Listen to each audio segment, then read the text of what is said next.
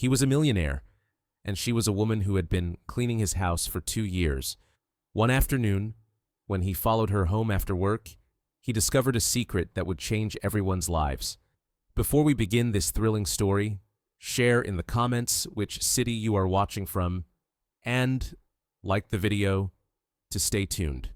Roberto Mendez was standing on the balcony of his second-floor office when he saw her arrive at exactly 6 in the morning. Not a second early, not a second late. Marina had been working for him for 2 years. She worked from home and was never late. For any boss, that would be a source of pride, but not for Roberto. Marina's pinpoint punctuality always made him feel strangely uneasy, as if there was something behind it. From his privileged position, he watched her usual routine. Marina Silva crossed the garden resolutely, clutching her black bag and staring at the ground. Her everyday clothes were always the same: dark jeans, a simple cotton blouse, and white sneakers that she had been wearing for a long time. They had seen better days. But it wasn't her clothes that stood out the most. It was her gait. She walked like a person defeated by life. Nevertheless, she held herself straight, almost proudly, as if she had some hidden goal that kept her going. Roberto, 45, a real estate owner, interacted with people from all walks of life. He knew how to distinguish those who were truly on the brink of disaster from those who were just going through a difficult period. Marina did not fit either profile. He went downstairs and found her in the kitchen, already busy preparing breakfast. He greeted her warmly, keeping his tone neutral and showing no sign of affection. She responded in kind, pretending to read and glancing at him from under her brow. Her efficiency was frightening. Every action was precise, nothing was left undone, no instruction was repeated. In 2 years, he couldn't remember a single mistake she had made.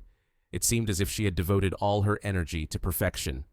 "Hey, want to grab a coffee with me?" Marina asked, sitting down. "This table is too big for one person." As always, she paused for a moment before answering. "Thanks for the offer, Mr. Mendez, but I have to finish cleaning the living room by 9. The answer was always the same, always erecting an invisible barrier. Roberto was not a man who gave up easily, but there was something about her refusal that made it impossible to insist. The rest of the morning followed the same pattern. Marina cleaned every corner with remarkable thoroughness. He tried to work, but he invariably looked for her every time he crossed the garden.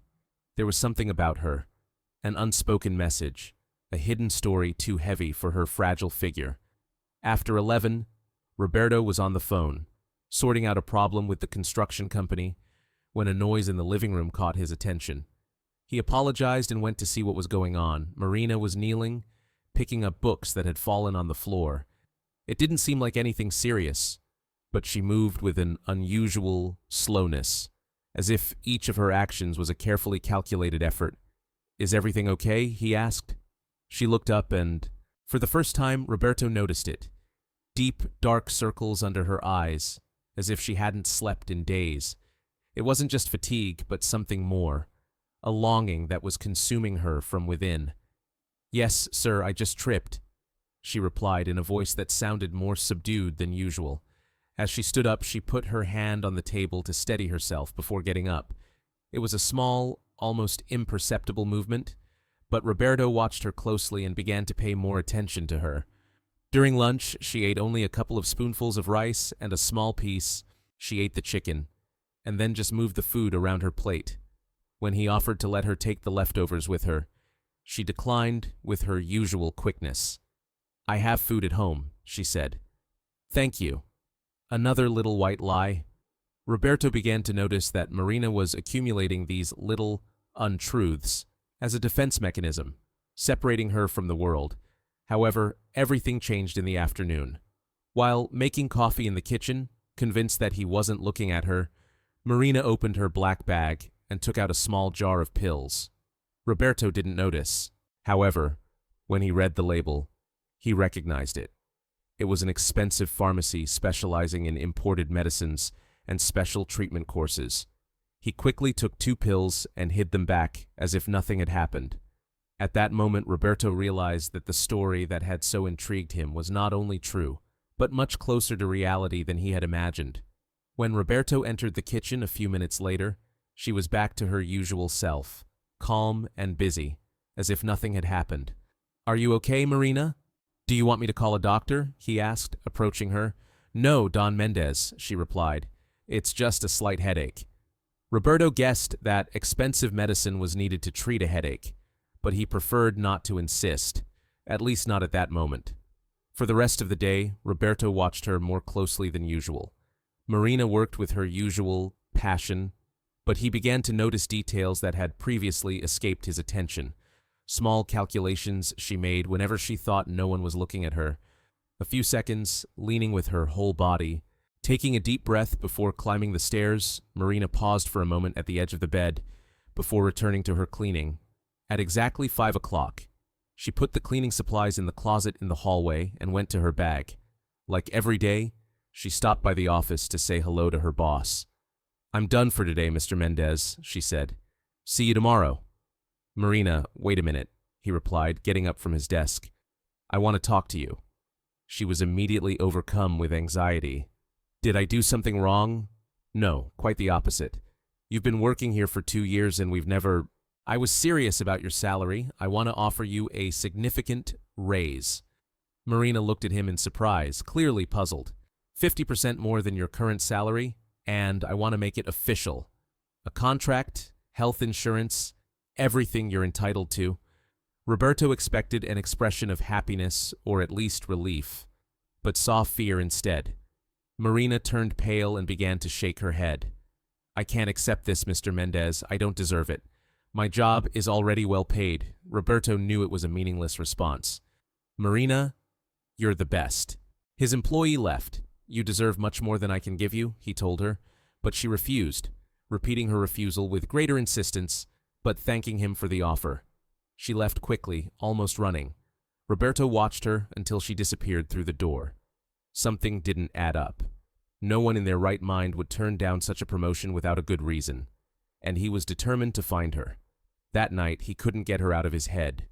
He wandered around his empty house, remembering every little detail of the last 2 years, and her persistent refusal.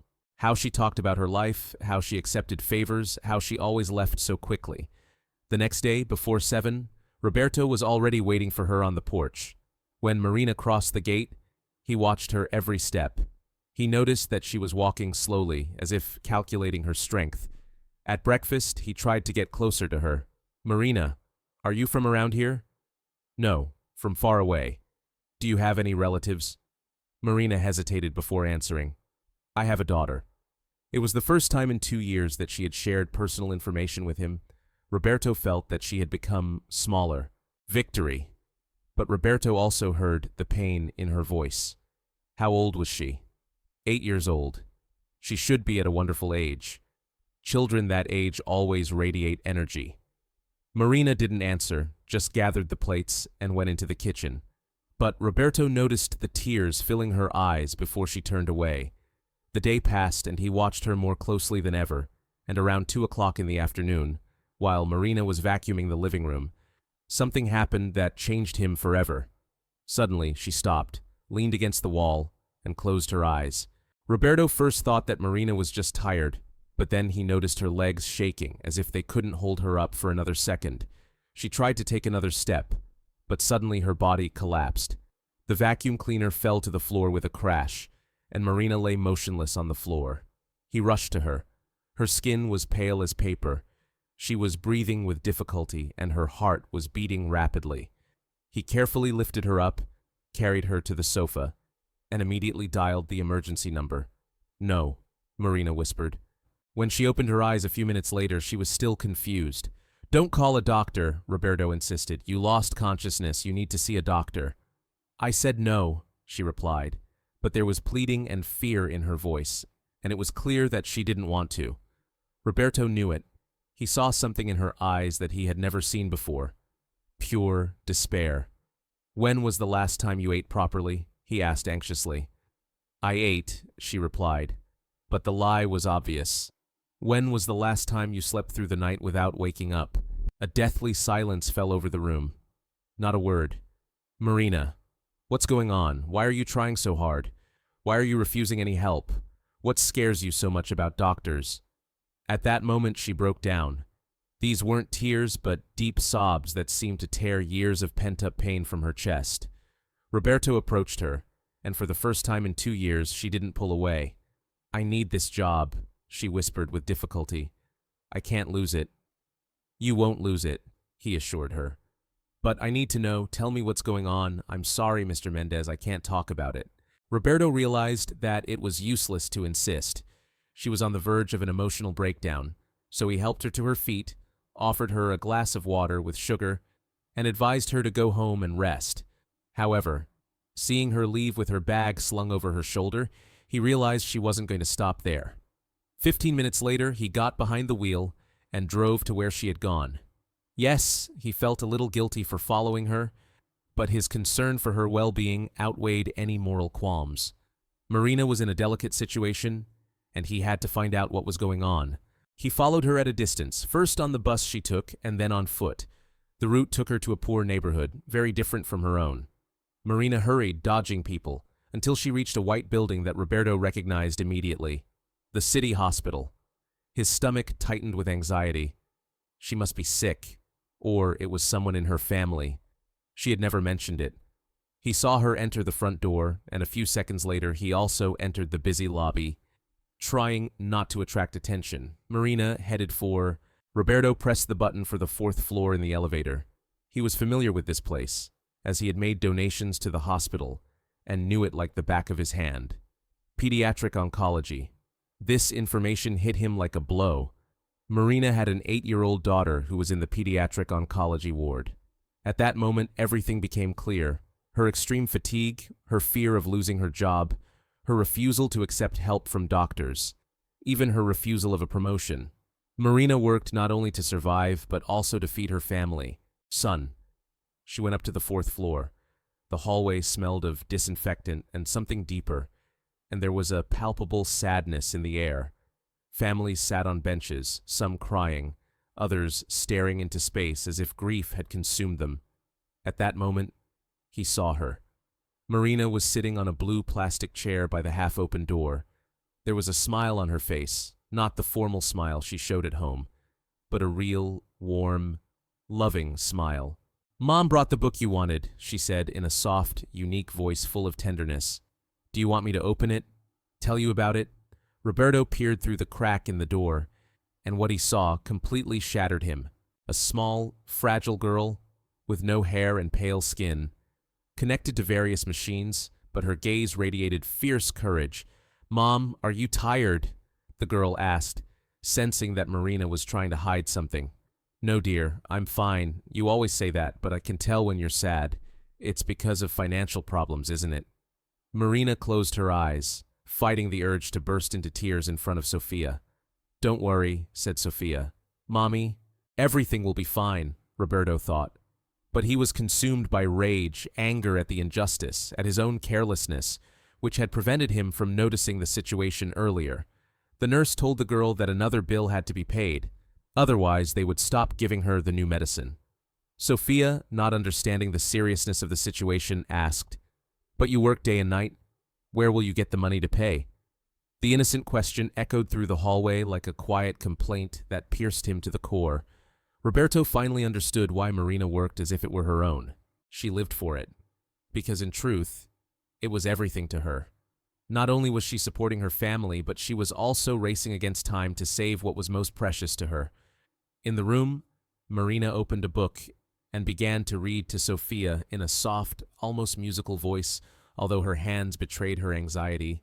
Roberto, not wanting to disturb them, stepped away and headed for the nurse's station. He needed to gather more information before making a decision. "Excuse me," he said to a middle-aged nurse who seemed less busy. "I need some information about patient Sophia Silva." The nurse looked at him suspiciously. "Are you related to the girl?" Roberto hesitated. His concern was pushing him to break the rules, but the situation was delicate. "I'm not Sophia's mother's boss. Marina has been working for me for 2 years, and I just found out about the situation. I want to help, but I need to understand the situation better." The nurse's expression softened. "So you're Marina's boss? She sometimes talks about you. Says you're a good man." The comment touched him deeply. Yes, Marina thought he was a good man, but that was because she had never taken the time to really get to know him. The nurse glanced around furtively and lowered her voice. The girl was suffering from acute lymphoblastic leukemia. It was a cancer that was highly treatable if diagnosed early, but in her case, the disease was already in an advanced stage when she was admitted. With the right treatment, the chances of recovery are 80%, although it is a long and expensive process.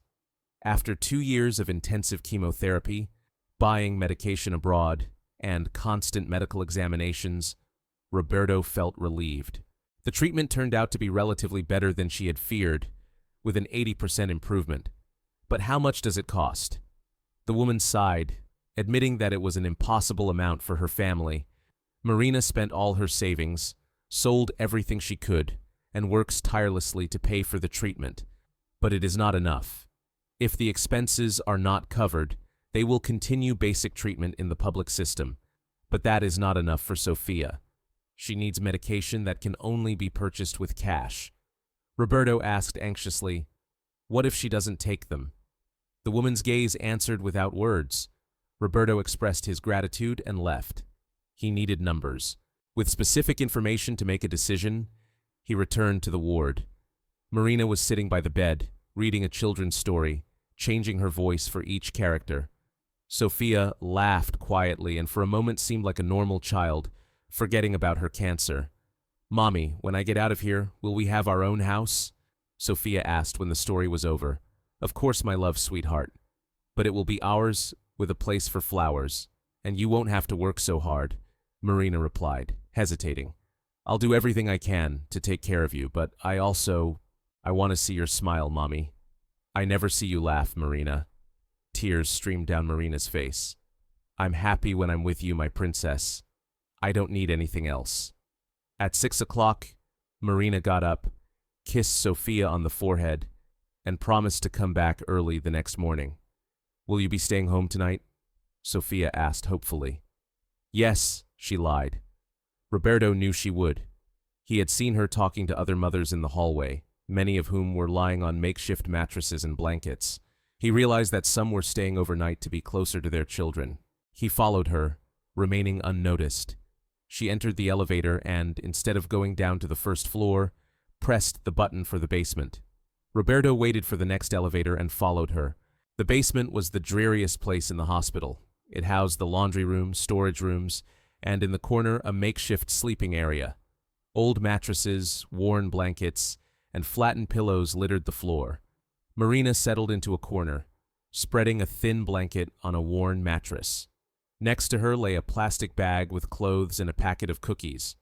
Roberto understood. He realized that these were all her possessions.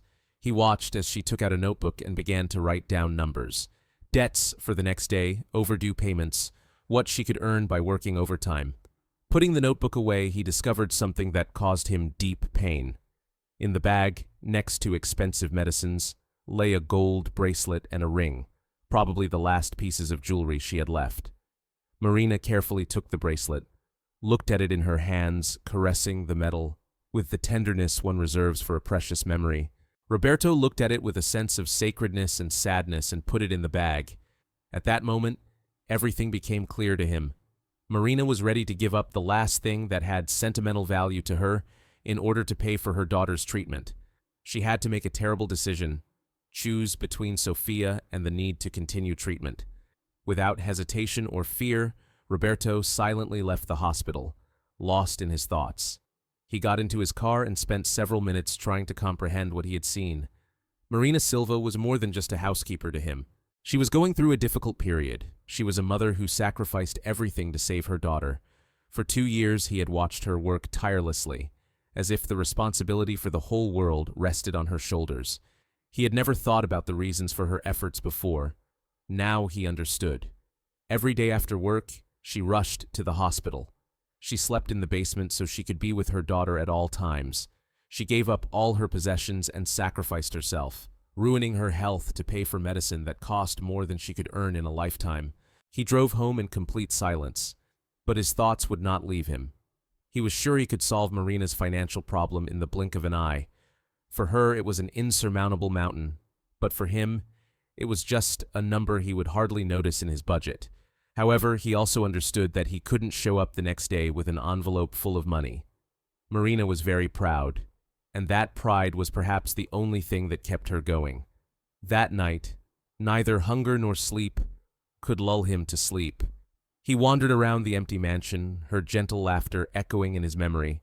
As Sophia listened to her mother's stories and the image of Marina with her notebook of extravagant calculations sleeping on an old mattress in the hospital basement appeared in his imagination, Roberto experienced a feeling he had never known before, a strange mixture of wealth and poverty. He was rich in money, but he felt a deep emptiness in his life. For many years he had accumulated property and made deals without thinking about why. While he focused on the fluctuations of the real estate market, Marina fought a daily battle for her daughter's survival. The next day, Marina was waiting for him. At that moment, he noticed something he hadn't noticed before. In addition to her bag, she was carrying a bag filled with new cleaning products. Entering the kitchen, he couldn't help asking, "Marina, why did you buy all this? We have everything we need." "We ran out, Mr. Mendez," she replied. "I thought it would be better to buy some." Roberto knew that wasn't true. She was spending her own money, which she needed for Sophia, on items. He realized that these things didn't belong to her. At that moment, he made a decision. He could no longer pretend that he didn't know what was going on. He couldn't stand by and watch Marina destroy herself when he had the power to change things. He promised to help her, even if it meant swallowing his pride, because some things were more important than personal feelings, and the girl's life meant everything to him. The problem was how to do it without depriving Marina of the only thing she had left besides her daughter, her own dignity. He waited until she had finished eating. He wanted to. When it was too late to run away, he found her in the library under the pretext of work. Entering the room, he closed the door and said, "Marina, I need to talk to you. Please sit down." She immediately sensed the tension. "I've made a mistake, Mr. Mendez." "No, on the contrary, it was my mistake." Marina sat down on the edge of the sofa, clearly alarmed, her gaze and posture reflecting her expectation of a reprimand or even dismissal. "Last night, after you lost consciousness, I became concerned. When you left, I decided—" Marina frowned, her face turning as pale as paper. "You were following me because of Sophia's jealousy." His words hung in the air, filled with a weight that was impossible to ignore. Roberto watched her fall apart, her hands trembling as she clung to the sofa. "Can I try to explain?" he muttered. "You don't have to explain anything, Marina. I'm the one who should be asking for forgiveness." For 2 years, Marina had carried the heaviest burden a mother could bear in this house, and Roberto had never bothered to ask her anything. He hadn't yet. He looked at her thoughtfully, wondering if she was all right. When he expressed his concern, Marina burst into tears. But these were not the restrained sobs he had seen before, but heart-wrenching, unrestrained crying, a mixture of relief and despair, as if she had held it in for so long that she could no longer hold it back. "Senor Mendez, please don't fire me," she begged between sobs. "I know I should have told you about Sophia, but I was afraid you would think I couldn't work properly, that I would miss work too often." Her voice broke and she froze for a moment. Trying to compose himself, Roberto stood up silently, went to the kitchen, and returned with a glass of water. When he came back, Marina covered her face with her hands and sobbed as if her world was falling apart. "Drink this and listen to me carefully," he said, sitting down next to her. "You won't lose your job. No matter what happens to Sophia, no matter how many days you have to be away, nothing will change. Your place is guaranteed." She looked up, her eyes red and swollen. "But I've been lying to you for 2 years, all these days. You haven't been deceiving me, Marina. You saved your family. That's important." Roberto took a deep breath. "Now tell me everything. From the very beginning. When Sophia first got sick. How did you find out? How long have you been doing this treatment?" Marina wiped her tears with her palm and began to speak, her voice breaking. Her story was fragmented, with pauses to hold back tears and quick phrases, as if the memories were making her relive every moment. Sophia had gradually deteriorated over 2.5 years. At first it was just fatigue and fever, which Marina thought was a cold. However, when bruises appeared for no apparent reason and her weight became an unbearable burden, She decided to see a doctor. The diagnosis was devastating: acute lymphoblastic leukemia in an advanced stage, immediate chemotherapy, expensive medications, and frequent hospitalizations were required. The doctor made it clear that with proper treatment, Sophia had a good chance of recovery. Otherwise, she would not live to see the end of the year. At the time, Marina was working in a store, earning a low salary with no health insurance or savings. When she learned about the cost of treatment, she realized that she needed to earn much more money than she had ever earned before. It was at that moment that she agreed to work in Roberto's house. She believed that maids in wealthy families earned higher salaries and decided that if she worked hard, didn't skip work, and did everything perfectly, she would be able to save enough money to save her baby. Roberto felt a sharp pain in his chest. "Marina, you didn't tell me before. I could have helped you." They had helped her from the beginning. "Out of fear," she replied without hesitation. Out of fear that he would feel sorry for her, that he would think she was looking for an easy way out, out of fear that he would treat her differently. She wanted to earn money, not sympathy. It wouldn't be sympathy, it would be support. It made no difference to her. Then he understood.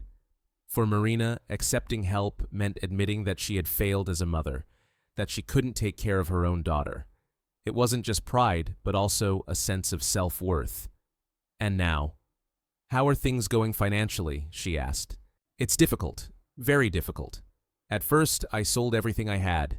Furniture, clothes, everything I owned to pay for the first few months, but the money ran out, and there's still a year of treatment ahead. How much does it cost per month? 8,000 reis, including medication, tests, and specialists."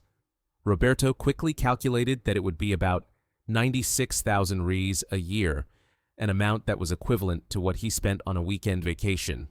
But for Marina, it was an insurmountable barrier. "Marina, I'll take care of Sophia's treatment." The answer was quick and decisive. "Why? Why not?" "Because it's not your responsibility. Sophia is my daughter, my responsibility. I have to find a solution, and if I don't, what will happen to Sophia?" He didn't answer. Tears welled up again, giving the only possible answer. "Listen," she insisted, "I have enough money to handle everything without any problems. For me, it's like buying a car. For you, it's your daughter's life. It's illogical to let Sophia die because of stubbornness." "It's not stubbornness," Marina exclaimed, standing up. "It's dignity, it's knowledge. How can I take care of my daughter without help? Answer me, Marina. Imagine if the situation were reversed, that I had a sick child, and I didn't have the means to save him, and you could help me. Would you let him die so that I could save my pride?" Marina tried to say something but couldn't find the words. Roberto realized he had reached a point where there was no answer. "Your daughter's illness cannot be the price of your dignity. She didn't choose to be sick. She didn't choose to be born into poverty. She didn't choose to be born to the mother she would have preferred not to have. I'd rather see her die than accept your help," Marina insisted. "Don't say that," Roberto replied. "I'll do anything for her." But Marina remained adamant. "I can't accept your help. I can't live with the guilt of owing my daughter's life to another person." Roberto looked at Marina silently, sensing the inner struggle that was consuming her, her unconditional love for her daughter, and the acute need to preserve her dignity. "I knew I had to find a way to help her, but one that she would accept without feeling that she was giving up a part of herself." "Marina," he broke the silence. "Can I tell you something I've never told anyone else?" he asked. She continued to sob quietly but nodded her head. They settled back down, this time closer to each other, as if the moment had brought them together in an unusual way. "I was a father too, Marina." She looked at him in surprise. In all the years they had worked together, he had never mentioned his family. "I had a son. His name was Enrique. He died when he was 6. Marina pressed her hands to her mouth, her eyes wide. It was leukemia, the same diagnosis as Sophia's. The tension between them intensified, enveloping them in a pain that suddenly united them in a strange alliance. "The difference is," Roberto muttered in a broken voice, "that I had the means to access all possible treatments. I took him to the most prestigious doctors, both in the country and abroad. I did everything I could, but in the end, I couldn't save him. Enrique couldn't beat the disease." He paused for a moment, holding back tears. You know what the paradox is? It's that my son died despite having access to the best treatment available in the world, while Sophia can die simply because she doesn't have access to the most basic necessities. Marina lowered her eyes, and tears flowed quietly down her cheeks. When Enrique died, she continued, I felt that my life had been drained. I continued to work mechanically, accumulating wealth without a clear purpose. Until yesterday, I couldn't look her in the eyes, but yesterday, when I saw Sophia in the hospital and you fighting alone, I realized that maybe my life still has meaning. Maybe I can help a child defeat the disease that my son couldn't defeat. She could barely speak. Mr. Roberto, this is not charity, Marina, and it's not pity. For the first time in a long time, I see an opportunity to do something truly meaningful. Will you give me your consent? Marina was silent for a long time, staring at her hands. Her expression betrayed her inner struggle. If I agree, she finally said, how can I ever repay you? You don't have to repay me. It's not a loan. How can I live with the feeling that I owe you everything? Roberto leaned toward her. You've been working here for 2 years, giving it your all every day. You're honest and loyal, reliable. You've never asked for a penny that wasn't yours. You've never caused any harm through carelessness. You've never missed work without a valid reason. Do you think that's worth nothing? But to me, it's very valuable. Haven't you seen me buy cleaning supplies with my own money when I think they're needed? Haven't you noticed that you work overtime when there's unfinished work, that you've never asked for a favor? She looked at him in amazement. Over the past 2 years, Marina, you have gone beyond the role of an employee. You have taken care of this house as if it were your own. If it were yours, I mean it. You kept me company, and I didn't even notice my loneliness. You brought life to a space that was empty. That's priceless, and if you refuse my help, I'll be hurt because it will mean that you don't consider me a close enough friend to be there for you in difficult times. Marina smiled with tears in her eyes. That's emotional manipulation. Yes, and it works. She fell silent, struggling inside herself until she finally looked up. If I agree, there must be certain conditions. First, I want to continue working here as usual with no change in our relationship. Second, when Sophia recovers, I will find a way to repay you for this favor. I don't know how yet, but I will. Okay? And finally, this must remain a secret. Even Sophia must not know. She must think that her mother found the solution herself. Why? Because I don't want her to feel that we need help from others to live. I want her to believe in the strength of her mother, who cares for her. Roberto understood everything. Marina wasn't just defending herself. Dignity, apart from pride in his daughter, was also important to him. Okay, he agreed. But what will we do when the treatment goes smoothly? I'll tell her I found a job with a higher salary. Technically, it's not a lie, since I'll be getting an 8,000 real increase per month. For the first time since they started this conversation, Marina smiled sincerely. Thank you, Roberto, for everything. Don't thank me yet. Thank me when Sophia gets better and can play in the garden. Marina stood up and, to his surprise, hugged him. Encouraged, full of gratitude, relief, and new hope, he asked, Can I ask you for one more thing? Of course, would you like to meet Sophia? Roberto's feelings grew stronger. Will you let me introduce you? I think she'd like to meet my boss, especially if he's as nice as she imagines. Roberto smiled. I'd love to. And, for the first time in a long time, Roberto Mendez felt truly rich. Rich in purpose, hope, and the new family he had found when he least expected it. The next day, he woke up with a feeling he hadn't felt since Enrique's death. True joy. That day, he was supposed to accompany Marina to the hospital to meet Sophia and talk to the doctors. Marina arrived at the usual time, but there was a noticeable change in her. Not only did she look relieved that she didn't have to carry this burden alone, but she also seemed to have regained a part of herself that she thought was lost forever. Greetings him. Her face lit up with a radiant smile. Good morning, Roberto. For the first time, she addressed him directly, by name, without any formalities. Good morning, Marina. How are you today?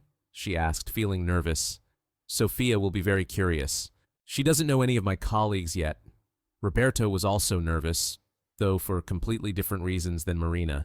He wasn't sure if he could look at the girl with leukemia without thinking of his son Enrique, who was tearing his heart apart.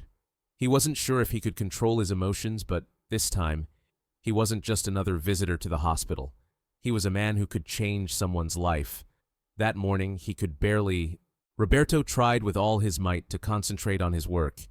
His thoughts wandered, and he wondered what to say to Sofia and how to approach her without making her uncomfortable. Marina, perhaps noticing his nervousness, did something unusual. She sat down at his table during lunch.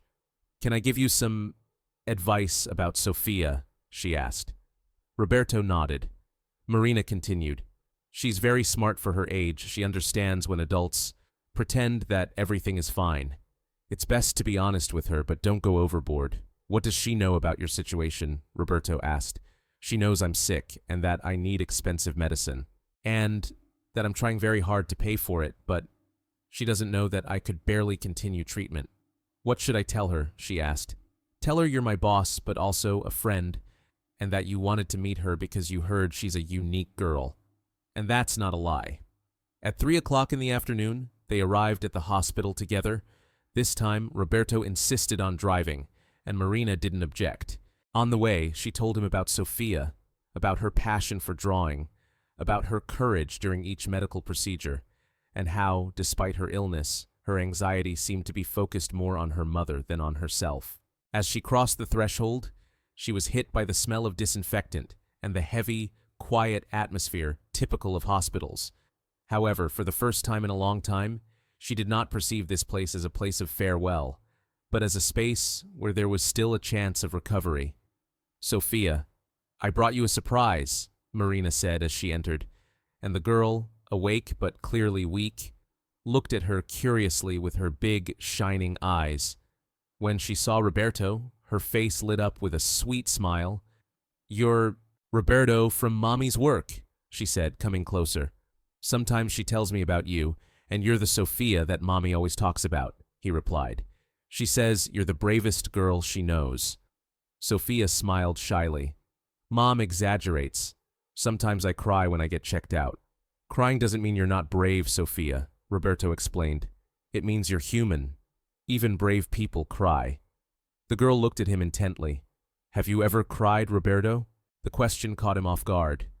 "Yes, many times." "For what reason?" Roberto glanced at Marina. She responded with a reassuring look. He had lost someone very dear to him. "My son's name was Enrique," he told Sofia. "Did he die?" Sofia asked bluntly. "Yes, from the same disease as you." Sofia accepted this with such calmness that her heart ached.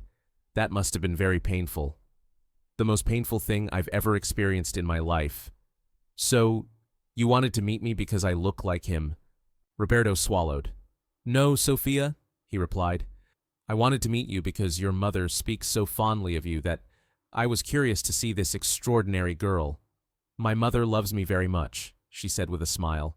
"Roberto works hard to take care of me, and you love her very much too, don't you?"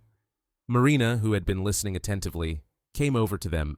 "Well, dear, Mom will be able to rest more now. Roberto gave me a raise." Sofia raised her eyebrows in surprise and looked at Roberto. "That's great. Mom deserves it. She works so hard." "I completely agree," he replied. "Your mom is the best employee I've ever had." Sofia applauded enthusiastically. "Then we'll be able to enjoy delicious dinners again, and maybe even get our own house when he gets out of here." This made her feel wistful. Roberto had given her his heart. These were such innocent dreams, and yet so unattainable for them. "Sofia, can I ask you a question?" "Of course." "When you get better, what do you want to do most?" She thought for a moment. "Plant flowers. My mom promised that when I get out of here, we'll have a little garden with daisies." "Why daisies?" "Because they're simple but beautiful. Just like my mom." Roberto looked at Marina and noticed that her eyes were filling with tears. The innocence of this girl was a quality that would simply remain in his memory. While the nurse was busy with Sofia's equipment, Roberto took the opportunity to take Marina out into the corridor. "Marina, I need to talk to the doctors about Sofia's treatment," he said to her. I want to understand exactly what Sophia needs. Are you sure you want to do this? I want to be sure she gets the best care. Then they went together to the office of Dr. Ferreira, the oncologist who was handling the case. He was a man in his 50s with a stern but friendly expression, who greeted Roberto with a mixture of curiosity and respect. Roberto addressed Mr. Mendez. Marina told him about her desire to help with Sophia's treatment, which Roberto considered a very noble gesture. "Doctor, I want to help," Roberto said firmly.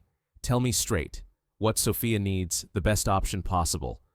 The doctor opened the file and began to describe the treatment in detail, explaining that although the current treatment was working, there were much more complex alternatives, newer drugs with fewer side effects, more accurate diagnostic tests, and stricter monitoring.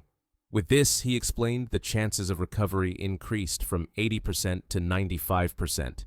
In addition, it would significantly improve Sophia's quality of life during treatment. Roberto, interested in the cost, asked how much it would be. The treatment would cost approximately 15,000 reais, which could be spread out into monthly payments of 1,000 reais over 18 months. Roberto quickly calculated in his head. The amount was significant, yes, but still achievable for him. "Doctor, from this moment on, Sophia will receive this high-quality treatment. I want you to do everything necessary and possible." The doctor replied with a smile. Roberto was overcome with a mixture of hope and admiration. "Mr. Mendez, this could completely change Sophia's situation," he thought. Speaking of comfort, he asked Roberto, "Can Sophia have a private room?" "Of course," he replied. "In addition, we can arrange for monitoring, tailored to her needs." Roberto looked at Marina, who was clearly excited. "Are you okay with that?" She nodded, unable to express her joy in words. Back in her room, Sophia was absorbed in drawing in the notebook the nurse had given her. It was a simple drawing, a small house, with a garden full of flowers. "Sophia, can I see your drawing?" asked Roberto. "Of course," she replied. "This is the house my mom and I are going to build when I get better." Roberto looked closely at the drawing. In front of the house were 3 figures, 2 large ones and 1 smaller one. "Who are these people?" asked Sophia and Marina. They looked at each other timidly. "Can I draw someone else? For example, you, because you're close to our family." Roberto felt a strong emotion that was difficult to put into words. "Of course, Sophie, a little girl." With a single stroke of his pencil, he added a 3rd figure of an adult to the garden. "Done. Now we're a complete family," he announced. Marina was moved to tears, and Roberto felt tears welling up in his eyes. "Sophia, can I tell you a secret?" Roberto asked quietly. It had been a long time since he had felt so alone, without a family or someone special in his life. Meeting Sophia and her mother had given him a sense of belonging that he had never experienced before. Sophia looked at him with the sincerity of a naive child. "Sophia, would you like to be part of our family?" Roberto asked. Marina saw a smile mixed with tears in her eyes and knew the answer. "I would love to be part of your family, Sophia," she said. "Then it's settled," the girl replied naturally. "You are our special friend, and when we leave here, you will come with us to our new home." Roberto, his heart overflowing with a commitment that went beyond mere words, gave his promise. It was the beginning of a new life, a new family, a renewed purpose. As he left the hospital that evening, Roberto felt a profound transformation.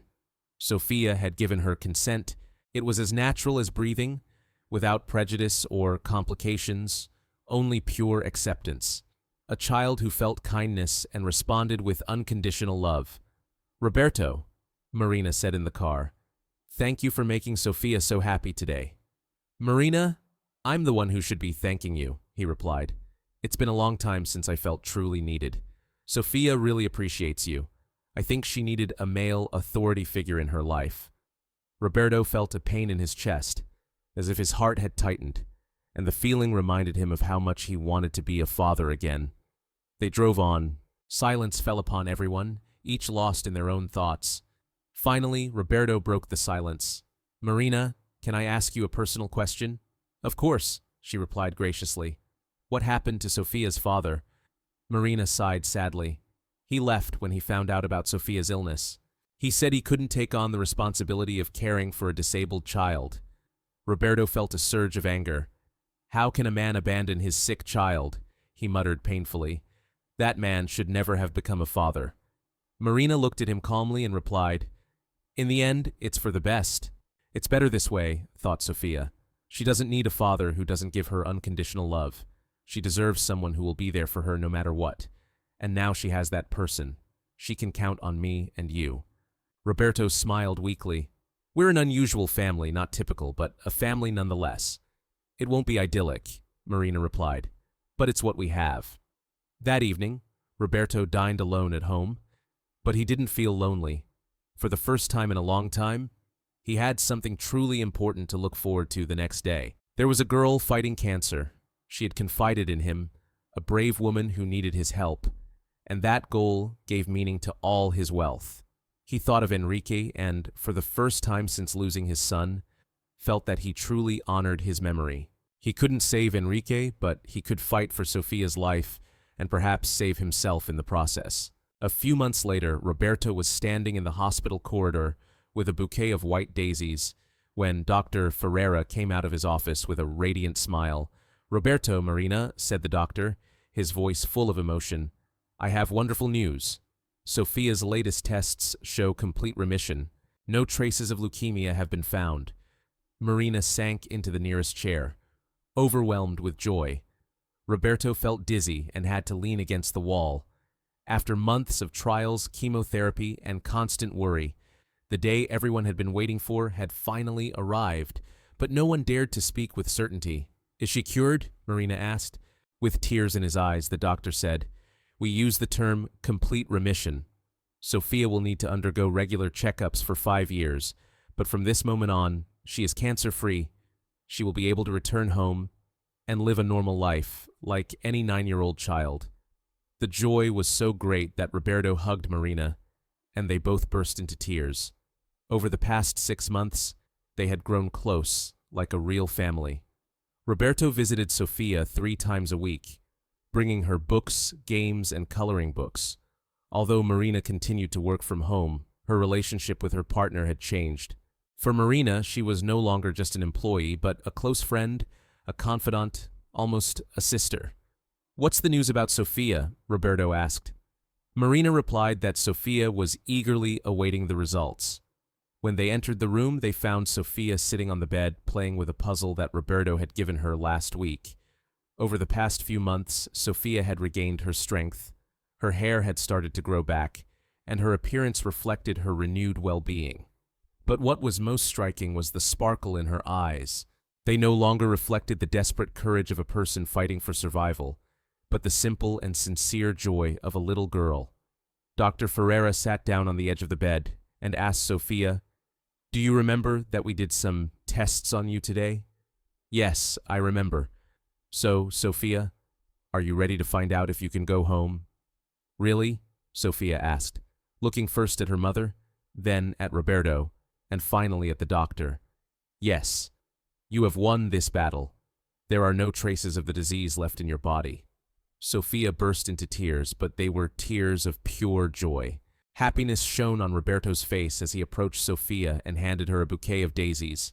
These are for the garden of our new home, he said. Sophia, confused, replied, Our new home? Marina and Roberto exchanged glances and smiled at each other. In recent months, they had talked a lot about their future. Roberto had made a proposal that was still on Marina's mind. Roberto has a surprise for us, Marina said, sitting next to her daughter. Roberto took a deep breath. He had rehearsed this moment for weeks, but he was still nervous. Sophia, do you remember the picture you drew of our family? Yes, it's hanging on the wall in my hospital room. I had an idea. What if that picture became a reality? Sophia thought about it, not quite understanding. Roberto continued. I bought a small house with a large garden, perfect for planting daisies, and I would very much like you and your mother to live there with me. Sophia looked first at Marina, then at Roberto, trying to comprehend the proposal. We will be a real family. Yes, like a real family, and I will be able to... Roberto Rio said, Plant all the flowers you want, as many as you want.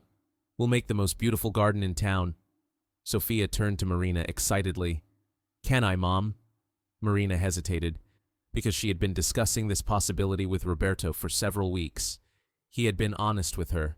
This wasn't just a gesture of kindness. Over the past 6 months, he had realized that he had fallen in love not only with Sophia, but with her as well. In them, he had found the family he had never dared to dream of. "Marina," Roberto whispered tenderly. "Can I tell you something?" she asked. She nodded. Roberto knelt down on the floor next to the bed and took Marina and Sophia by the hands. "Over the past few months, you have both become the most important thing in my life. Sophia, you have taught me that happiness can be found even in the most unfavorable situations. And you, Marina, have shown me what true courage is." Sophia listened attentively, realizing that it might sound strange, but with a breaking heart she said, "I love you both." Roberto looked at Sophia and Marina with such emotion that he felt his heart was about to burst out of his chest. "I love you, as if you have always been part of my life." "Part of my life," he said in a broken voice, "and I want you to let me take care of you forever until the end of your days." Sophia, with longing in her eyes, turned to her mother. "Mom, does that mean Roberto will be my father?" Marina, unable to hold back her tears, replied in a trembling voice, "Only if you want to, dear. I love you." Sophia, full of joy, exclaimed, "I've always wanted to have a father by my side when I'm sick. Who would give me flowers? Who could it be?" Roberto felt such intense joy that his chest could hardly contain it. At that moment, his decision was final. We were now a real family, officially. Dr. Ferreira, who had been watching the scene from the doorway, smiled broadly. "I must admit that this is the most touching case in my medical practice." A couple of weeks later, Roberto stood on the porch of his new home, watching Sophia run around the garden while Marina prepared lunch in the kitchen. The house was not a mansion. Roberto had deliberately chosen something more modest, cozy, and suitable for them. Sophia's adaptation to life outside the hospital surprised everyone. She quickly integrated into the local school, made friends, and spent her afternoons planting flowers in the garden with the same enthusiasm and care as an experienced gardener. "Roberto, look how the daisies are growing," Sophia exclaimed from the garden. Roberto went down to the garden and saw her kneeling next to a flower bed, pointing with satisfaction at small green shoots were timidly peeking out of the ground. "Look, they're growing," she exclaimed with a beaming smile. Roberto looked at her lovingly. "These are the most beautiful flowers I've ever seen," he replied. And it wasn't just their beauty, but everything they symbolized. New life, a new beginning, hope. At that moment, Sophia looked serious. "Can I ask you something?" she asked. "Of course, princess," replied Roberto, listening attentively to her words. "Do you miss Enrique?" The question caught him off guard. Sophia didn't often mention Enrique, even though she knew his whole story. She missed him very much. "Yes," Sophia replied honestly, "but it doesn't upset me anymore. Sometimes I feel sad," she said, "but it's not a painful sadness, more like a pleasant longing for someone we love deeply." Roberto realized that she understood his words perfectly. "I think Enrique would be happy to know that you have a new family now." His eyes filled with tears. "Why do you think so?" "Because when you truly love someone, you only want their happiness. Are you happy now?" "Yes, I'm very happy." Therefore, Enrique also shared this conviction. Roberto hugged Sophia, touched by the simple wisdom of a little girl who had faced death and chosen life. At that moment, Marina entered the kitchen. "Lunch is ready." During lunch, Roberto took a deep breath and announced what he had been thinking about for a long time. "Girls, I have something important to tell you." Marina and Sophia stopped eating and looked at him with interest. "As you know, I've always had a lot of money. More than I need to live comfortably," Sophia began, and Roberto nodded. "Yes, you—" "Rich, me too," said Roberto. "And for a long time, I didn't know what to do with all this money, but now I have an idea." He took a deep breath and continued resolutely, "I'm going to open an institute, a place where families going through similar situations will be supported, sick children whose parents can't afford treatment." Marina froze, her fork halfway to her mouth. Roberto sighed and continued, "I want to name the institute after Enrique and Sophia, in memory of my son. whom I unfortunately couldn't save. The daughter I was able to save. Sophia applauded excitedly and said, "Let's help other suffering children." And Marina, as if following Roberto's lead, added, "I would like you to head the institute. No one knows better than you the difficulties these families face." Marina felt tears welling up in her eyes. "I don't know if I can do that," she admitted. Roberto looked at her with determination and love. "Marina, you have a unique experience that really matters. You have experienced firsthand the fear of losing a child due to lack of funds. You understand what these mothers are going through? It would be perfect," Sophia said confidently.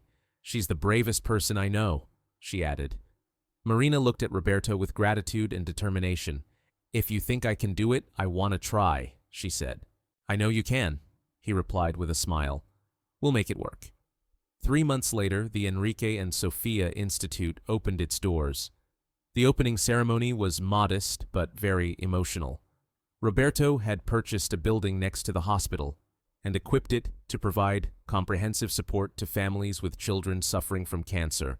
Marina, radiant in a blue dress, directed the volunteers and told the first families about the services available. Roberto looked at her with pride as she spoke to a mother who had just learned of her son's leukemia diagnosis. "I understand exactly how you feel," Marina said, squeezing the distraught woman's hand. "I've been through this too, but you're not alone. We'll take care of everything: medical care, medication, psychological support. Your son will be fine." Sophia, now fully recovered and enjoying a normal life, walked around the institute showing her drawings to other child patients. At the end of the day, Roberto found Marina sitting in her office, staring thoughtfully out the window. "How was your first day?" he asked. Marina replied with a smile. "It was a busy day, full of emotions, even a little unsettling, but perfect." Sophia's happiness was reflected on her face, and Roberto felt a deep sense of satisfaction. "Roberto, for the first time, I feel like I'm in the right place and doing what I'm really supposed to do." Roberto approached her and took her hand. He took her hand and got down on one knee. He took a small box out of his pocket and, with his heart pounding in his chest, said, "Marina Silva, will you marry me?" Marina's eyes widened, staring first at the box and then at Roberto, a look of surprise on her face. "Roberto, I know this may seem rushed, but I feel that we have been connected in our hearts for a long time. You and Sophia are my family, and I want our union to be official." Opening the box, she saw a simple but beautiful ring with a small stone that sparkled brightly. "It's not very big," he said nervously. I wanted something more delicate." Marina couldn't hold back her tears. "Roberto, you're perfect." He slipped the ring onto her finger and kissed her tenderly, full of tenderness and promises of a future together. "Sophia!" Marina exclaimed excitedly. "Come here, we have news." Sophia ran over with an ecstatic expression on her face. "What's going on?" she asked. "Roberto asked my mom to marry him," she exclaimed. Sophia jumped for joy. "Yes. Now we'll be a family forever," she said. "Can I be the maid of honor?" "Of course," replied Roberto, lifting her up in his arms. "And then, yes, I've already thought of the perfect place for the wedding." "Where?" Marina asked with a smile through her tears. "In the hospital chapel, where it all began." A month later, Roberto and Marina joined their lives in a simple but deeply meaningful ceremony. Held in the chapel of the state hospital, Sophia, the bride's friend, wore a pink dress and held a bouquet of daisies from the garden they had grown together. Dr. Ferreira, accompanied by the nurses who had cared for Sophia, took a place of honor in the front row. The families and volunteers from the institute, their presence made the wedding a vibrant celebration of life, hope, and new beginnings. During the vows, Roberto shared how love comes unexpectedly and how the greatest tragedies can bring the greatest joy. Marina expressed her vision of courage, belief in miracles, and the ability of love to overcome any difficulty. Speaking, Sophia modestly stated, "Now we are a real family and will help other families. It is the happy ending I have always dreamed of."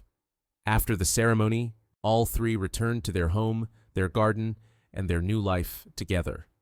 Looking at Marina and Sophia among the flowers they had planted themselves, Roberto realized that he had gained something more valuable than any wealth: his family, a meaning in life, and a second chance at happiness. And as the daisies danced in the light breeze of sunset, Roberto felt as if Enrique was looking down on him, filling him with pride, peace, and the certainty that life, in the end, always finds a way to be beautiful. Did you enjoy today's video? Don't forget to subscribe to the channel, like the video, and share in the comments where you are watching us. See you in the next video.